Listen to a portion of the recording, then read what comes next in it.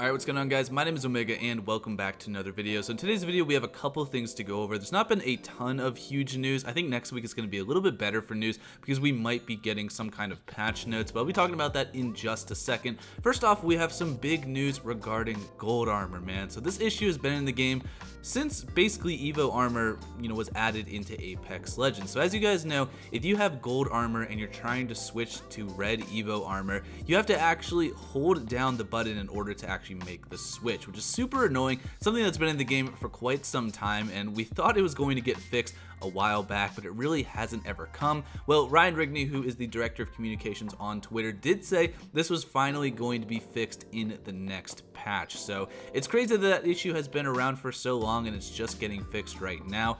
Now, I don't know if an official date for the patch notes has been revealed yet, but Respawn did make a tweet about something completely different with this Monster Energy promotion that Apex is doing with Monster Energy. They said that there is some glitch with redeeming codes on Steam that was going to be fixed in a patch on September 14th, which is next Tuesday. So I don't know if this is just going to be a small patch that fixes some bugs, or if this is going to be the patch that fixes this gold armor issue, as well as some other changes that we might be getting. But yeah, be on the lookout for next week, because I think we're going to be getting a lot more changes next Tuesday. Now, we also have some news regarding controller inputs. I'm also going to be talking about mouse and keyboard after this, because I'm sure you guys have all heard the news about tap strafing and the discussion that's basically going on between mouse and keyboard versus controller. The devs are actually talking about possibly making some changes, and we'll go over that in just a second. But we actually have a post here on Reddit from someone named Neax Bear saying, can we have a toggle off and on the My Ultimate is Ready button? The survival slot has one, and you can already ping that your ultimate is ready in the inventory.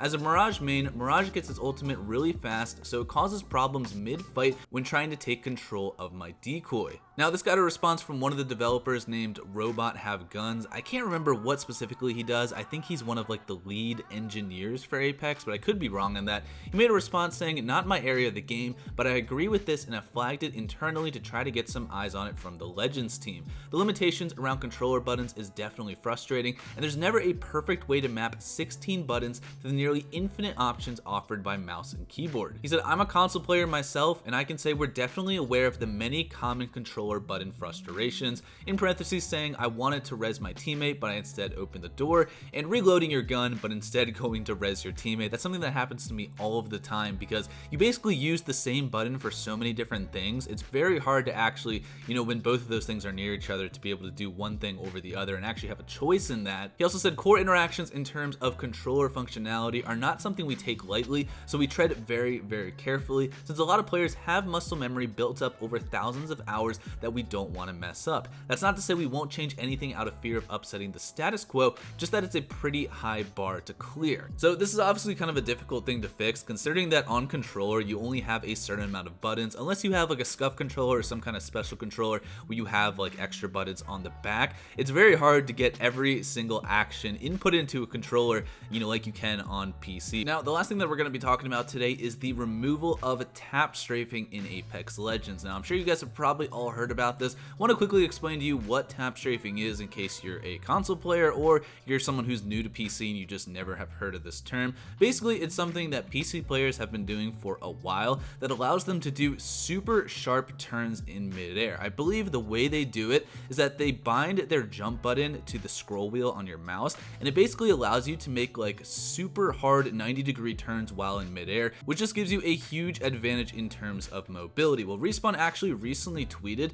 that this is going to be completely removed in the next patch, which is interesting because it's something that's been in the game for quite some time. It was always there. It's never been a glitch or an exploit, and I thought it was just something that made Apex Legends a little bit better in terms of mobility. People came to this game for the movement, and I thought that was just one of those things that was, just left in the game because it felt so good to use. Well, we're going to be talking about why it was actually removed, because Respawn JBeeps, who's actually one of the game designers for Apex, made a very long tweet kind of explaining his thought process as well as the team's thought process on why this was removed. So we start off by saying tap strafing is a term associated with different sorts of movement depending on who you ask. Internally, we generally use it to describe what many associate with scroll wheel strafing.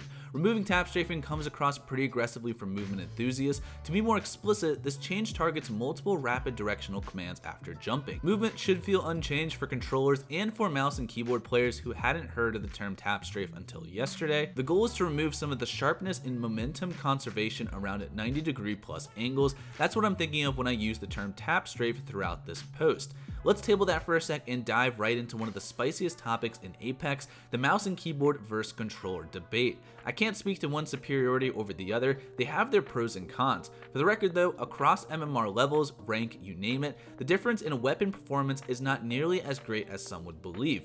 Predator level controller players are not beating out Predator level mouse and keyboard with prowlers in close range at any sort of crazy rate. Data aside, we can assume pro players with thousands of hours of playtime have legitimate concerns. I'm not writing these off. To quote the designer behind Apex's aim assist, conceptually aim assist sits at the input layer above balance design.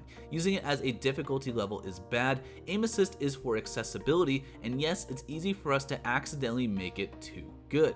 As Apex and its players evolve, it's only prudent for us to continue to evaluate whether or not aim assist is too good.